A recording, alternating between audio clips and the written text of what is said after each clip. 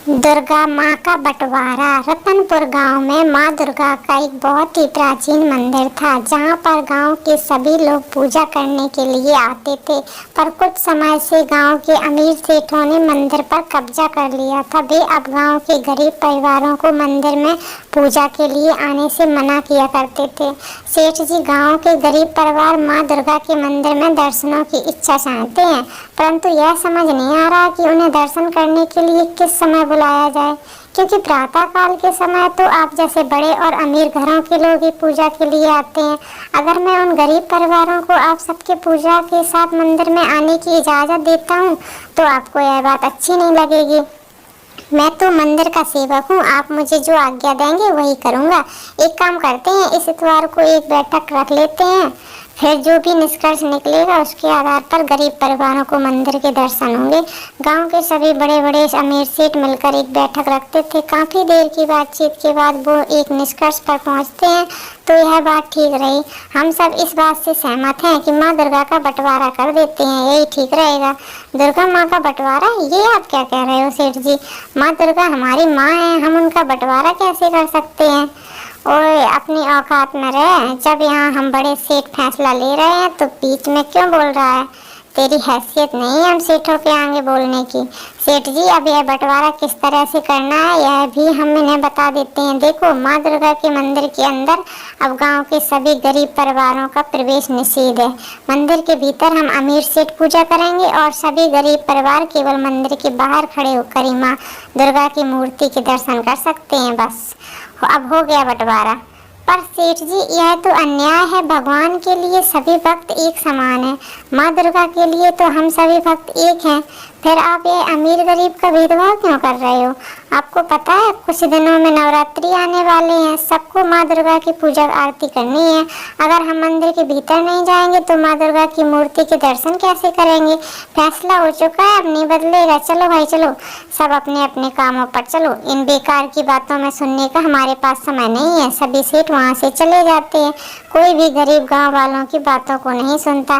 नवरात्रि पर्व प्रारंभ हो जाता है। अमीर सेठ माँ दुर्गा की पूजा आरती के लिए मंदिर के भीतर प्रवेश करते हैं, पर गरीब बेचारे मंदिर के बाहर से ही माँ दुर्गा के दर्शन कर रहे थे। सबकी आंखों में आंसू थे। पंडित जी, ध्यान रखना, कोई भी गरीब मंदिर के भीतर प्रवेश न करे। मंदिर के भीतर हम सभी सेठ रहेंगे और यह सब गरीब बाहर से ही दर्शन करके घर जाएंगे। माँ दुर्गा, यह कैसा भेदभाव है? इन अमीर सेठों ने तो आपका बंटवारा कर दिया है।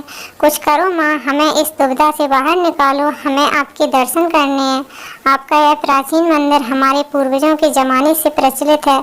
हम आपके इस मंदिर में कई वर्षों से आ रहे हैं, पर अब आपके मंदिर में हमारे प्रवेश निषेध है कर दिया गया। माँ, ऐसा अन्याय मत होने दो मेरे साथ। अपने बच्चों की पुकार सुनो, हमसे यह बंटवारा सहन नहीं हो रहा।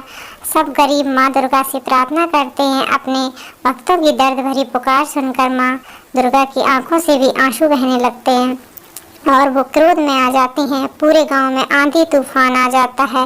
मंदिर के घंटे बजने लगते हैं, मानो कोई भयानक तूफान आने वाला हो।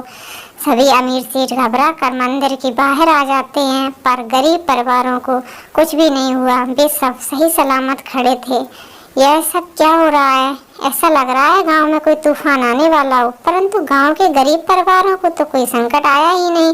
वो सब तो आराम से खड़े हैं, फिर हम क्यों दुविधा में हैं? तभी माँ दुर्गा की आवाज़ गूंजने लगती है, क्योंकि तुम सबने मेरी पूजा का अपमान किया है, मेरा बंटवारा किया है, अमीर गरीब में भेदभाव किया है, इसलिए आज मैं तुम सभी अमीर सेठों पर क्रोधित हूँ। तुम सब अमीरों को अपने धन का इतना घमंड है। मैं तुम्हें क्षण भर में निर्धन बना सकती हूँ। मैं अपने सीधे साधे भक्तों को उनकी पूजा का फल अवश्य दूंगी, और इस गांव में जितने भी गरीब परिवार हैं जिन्होंने मेरी सच्चे मन से पूजा की है, अब उनके घर भी धन अन्न भरपूर रहेंगे। परंतु तुम सब अमीर सेठ मेरे क्रोध का शिकार हो जाओगे। नहीं नहीं माँ, ऐसा मत करो, हमें क्षमा कर दो। हमें अपनी भूल का एहसास है, हमसे बहुत बड़ी गलती है। हो गई माँ, अब हम कभी भी किसी अमीर गरीब में भेदभाव नहीं करेंगे। हाँ, आपकी पूजा सबको करने का अधिकार है, हमें क्षमा कर दो माँ। माँ दुर्गा तो करुणा की देवी हैं। जब भी कोई भक्त उनसे अपनी भूल की क्षमा मांगता है तो वह उन्हें क्षमा कर देती हैं। उस दिन के बाद रतनपुर गांव में कभी भी अमीरी गरीबी का भेदभाव नहीं हुआ। अब सब एक साथ मिलकर माँ दुर्गा के मंदिर में पूजा करने लगे। दुर्गा माँ का ब्यूटी पार्लर। नवरात्रि शुरू हो चुके थे। गांव की सभी औरतें पार्लर में जाकर अपने आप को सजाने संवारने में लगी। यार रानू, तुम्हारे ब्यूटी पार्लर जैसा काम आसपास के किसी भी पार्लर में नहीं होता। आपको यह बताने की कोई ज़रूरत नहीं है माया जी, लेकिन रानू, तेरे पार्लर के ठीक सामने किसी ने पार्लर खोल लिया है, तो उससे मुझे क्या। आप लोग भी बहुत दिनों से देख रहे हैं ना उस पार्लर को, लेकिन एक बार भी क्या उस पार्लर में गए? आप लोग उस गंदी सी पार्लर वाली के यहाँ कोई नहीं जाएगा। वो खुद तो देखने में इतनी बदसूरत है, हम लोगों को क्या खूबसूरत बनाएगी। तुम लोग तो इसका ऐसे मजाक उड़ा रही हो जैसे वो तुम्हारी दुश्मन हो। मुझे अच्छी तरह पता है कि सामने वाली तुम्हारे गांव की ही रहने वाली है, और अपने ही गांव का कोई आगे बढ़ जाए तो आप लोगों को जलन तो होना लाजमी है। ये आप कैसी बातें कर रही हैं? आप लोग तो बुरा मान गए। मैं तो बस मजाक कर रही थी और यह कंफर्म करना चाहती है कि सामने वाली लड़की तुम लोगों के गाँव की ही है ना? हाँ हाँ, हमारे गांव की ही है। उसका नाम शीतल है। शीतल अपने ब्यूटी पार्लर में दुर्गा माता की तस्वीर लगा रखी थी। वो ग्राहकों का इंतजार करती रही, लेकिन नवरात्रि के पहले दिन भी उसकी दुकान पर कोई ग्राहक नहीं आया। हे दुर्गे माता, मेरे पति बीमार हैं, अगर मेरा ब्यूटी पार्लर नहीं चला तो सब कुछ बर्बाद हो जाएगा। शीतल ने ब्यूटी पार्लर बंद कर दिया और अपने घर आ गई। क्या हुआ बहू, आज फिर कोई ग्राहक नहीं आया? क्या नहीं आया सासू माँ, लेकिन मुझे दुर्गे माता पर पूरा भरोसा है। इस नवरात्रि मेरी मनोकामना जरूर पूरी होगी। शीतल ने हाथ मुंह धोया और खाना बनाने लगी। राशन भी खत्म होने वाला है, तो अच्छा है कि मैं और सासू माँ व्रत हैं। शीतल ने खिचड़ी बना दी। मेरी वजह से तुम्हें सब झेलना पड़ रहा है। दुर्गे माँ सब ठीक कर देगी, आप परेशान मत हो। पति को खाना खिलाने के बाद दोनों लोग बिस्तर पर लेट गए। मोहन तो सो गया, लेकिन शीतल मन ही मन सोचने लगी कि आखिर उसका ब्यूटी पार्लर कैसे चले। तभी उसके दिमाग में एक आइडिया आया। मैं लोगों को 50% का डिस्काउंट दे देती हूँ। नवरात्रि ऑफर देखकर लोग मेरे पार्लर में जरूर आएंगे। सुबह सुबह जल्दी उठकर शीतल ने दुर्गा माता की आरती की और अपने पति को नाश्ता करा के अपने ब्यूटी पार्लर चली गई। उसने एक सफेद पेपर पर लिख दिया, नवरात्रि ऑफर में किसी भी तरह के मेकअप पर पाएं 50% डिस्काउंट। वो पर्चा उसने दुकान के बाहर चिपका दिया और अंदर चली गई। अंदर जाकर भी उसने दुर्गे माता की पूजा की और ग्राहकों का इंतजार करने लगी।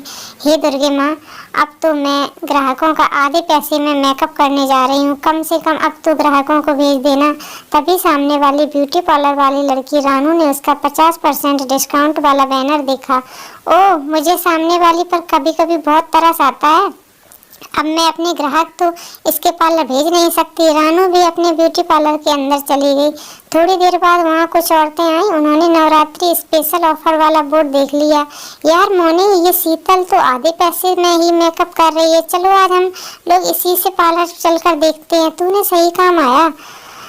वैसे मैं गरीब भिखारन के पार्लर में जाने का मन नहीं कर रहा है, लेकिन मेकअप कर रही है तो पैसे बच जाएंगे। माया और मोनी शीतल के ब्यूटी पार्लर के अंदर घुस गईं। ओ अरे शीतल, तूने नवरात्रि का ऑफर निकाल कर बिल्कुल सही किया। आज पहली बार हम तेरे पार्लर में आए हैं। अच्छे से हमारा मेकअप कर दो ताकि इस नवरात्रि हम जिस भी मंदिर जाएं सारे लोगों की निगाहें दुर्गे माता को छोड़कर हमारी तरफ टिकी रहे। शीतल की खुशी का ठिकाना ना रहा। अरे आइए आइए, मैं आप दोनों का बहुत अच्छा मेकअप कर दूंगी। शीतल सबसे पहले माया का मेकअप करने लगी, लेकिन जैसे ही उसने मेकअप शुरू किया वैसे ही लाइट चली गई। शीतल, तेरे पार्लर में ऐसी नहीं है क्या? इन्वर्टर नहीं है? तूने बहुत गर्मी लग रही है। चल मोनी, यहाँ से चलते हैं। हाँ माया, मैं भी यही कहने वाली हूँ कि बहुत गर्मी लग रही है। बिना एसी के हम लोग मेकअप नहीं करा सकते। आकर हमारे स्टैंडर्ड का सवाल है। अरे आप लोग रुक जाइए, बस थोड़ी देर में लाइट आ जाएगी। वैसे भी अब तो हल्की ठंड पड़ने लगी है। चुप कर शीतल, इसी वजह से तेरे पार्लर पर कोई नहीं आता। हमने पैसे के लालच में बहुत बड़ी गलती कर दी। माया और मोनी उस पार्लर से निकलकर सीधा सामने वाले पार्लर के अंदर घुस गई। रानू यह देखकर हैरान हो गई। आप लोग आधा अधूरा मेकअप करा के मेरे पार्लर में क्यों चली हैं? अब क्या बताएं आपको रानू जी, हम तो वैसे पैसे के लालच में उसके पार्लर में चले गए, लेकिन तभी लाइट चली गई, पंखा भी बंद हो गया, उसने इन्वर्टर इन्वर्टर भी नहीं लगा रखा है। ऐसी तो दूर की बात रही, शीतल अपने पार्लर में बैठकर रोने लगी। दुर्गे माँ, आखिर ये कैसी परीक्षा है, आधे दाम में मेकअप करने के लिए भी लोग नहीं आ रहे। ऐसे ही दिन बीत रहे थे, नवरात्रि का आखिरी दिन आ गया। शीतल, आज तो कन्या भोज है, जल्दी से कन्याओं को बुलाकर ले आ।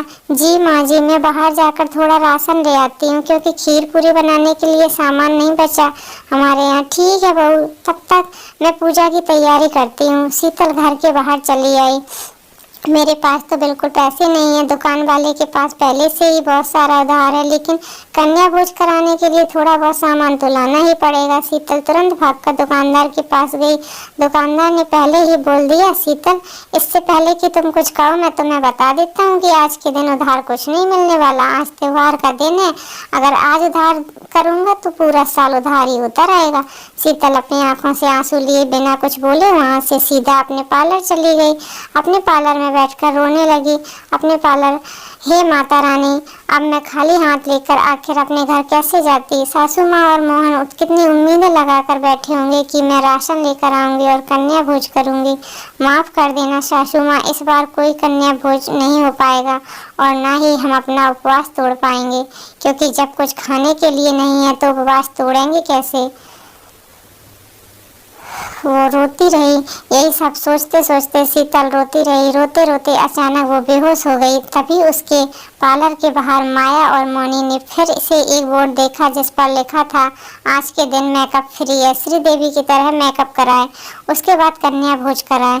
यार, हम लोग पूजा का सामान लेने निकले हुए थे, लेकिन फ्री का मेकअप देखकर मेरा मन हो रहा मेकअप कराने का। अरे थोड़ी बहुत गर्मी तो लगेगी, झेल लेंगे, पैसा तो नहीं लगेगा कम से कम। हाँ सही कह रही है तू, चल जल्दी से अंदर चलते हैं। माया और मोनी जैसे ही शीतल के पार्लर के अंदर गईं, वैसे ही उन्होंने देखा वहाँ का पूरा माहौल ही बदल चुका था। उस पार्लर में 2 एसी लगे थे, कमाल की लाइटिंग थी, ऐसा लग रहा था वो पार्लर किसी करोड़पति इंसान का हो। क्या बात है, इसका पार्लर तो पूरी तरीके से बदल गया है। इसका पार्लर तो सामने वाली रानू से भी कई गुना बेहतर है। देख, ठंडी के मौसम में गर्म करने वाली मशीन भी लगी है और 2 एसी भी है। अरे शीतल, जल्दी से हमारा मेकअप शुरू कर दे, फ्री वाली स्कीम रखकर तूने बहुत अच्छा किया। पहली बार गर्मी की वजह से मुझे गुस्सा आ गया था, इसलिए मुझे माफ कर देना। शीतल ने जैसे ही पलट कर देखा, माया की मुनि की डर गई, क्योंकि उसकी आंखें बहुत बड़ी हो गई थी, बाल खुले खुले साक्षात दुर्गा माता का अवतार लग रही थी। शीतल ने बिना कुछ बोले उन दोनों का हाथ पकड़ा और चेयर पर बिठा दिया। शीतल ने उन दोनों की खोपड़ी पर एक हाथ मारा, वैसे ही उन दोनों का मेकअप हो गया। दोनों हद से ज्यादा खूबसूरत दिखने लगी। ये सब क्या है शीतल, तूने तो चमत्कार कर दिया। सिर्फ हमारे सर पर हाथ रखा और हमारा पूरा मेकअप हो गया, वो भी इतना अच्छा। ठीक है, हम चलते हैं, तुम दोनों लोग 10,000 देकर जाओ, लेकिन बाहर तो तूने लिखा है कि आज का मेकअप पूरे तरीके से फ्री है। कहाँ लिखा है, दिखाओ चलकर मुझे। वो लोग जैसे ही बाहर गए तो वहाँ वो बोर्ड गायब था। उसकी जगह दूसरा बोर्ड लगा था जिसमें लिखा था कि आज से हमारे यहाँ स्पेशल मेकअप चालू है, जिसकी कीमत मात्र 5,000 है। अब मजबूरी में उन दोनों को पैसे देने पड़े, क्योंकि शीतल बहुत क्रोध में लग रही थी। उसके पार्लर का हुलिया देखकर उसके पार्लर पर लोगों की लाइन लग गई। उसने उस दिन रुपए 1 लाख कमा लिए कुछ ही घंटों में और अपने घर सामान लेकर वापस आ गई। उसका रूप देखकर उसकी सास हैरान थी, लेकिन उसने कुछ बोला नहीं। बहू, तू तो अभी अभी सामान लेने गई थी, 5 मिनट में ही वापस आ गई।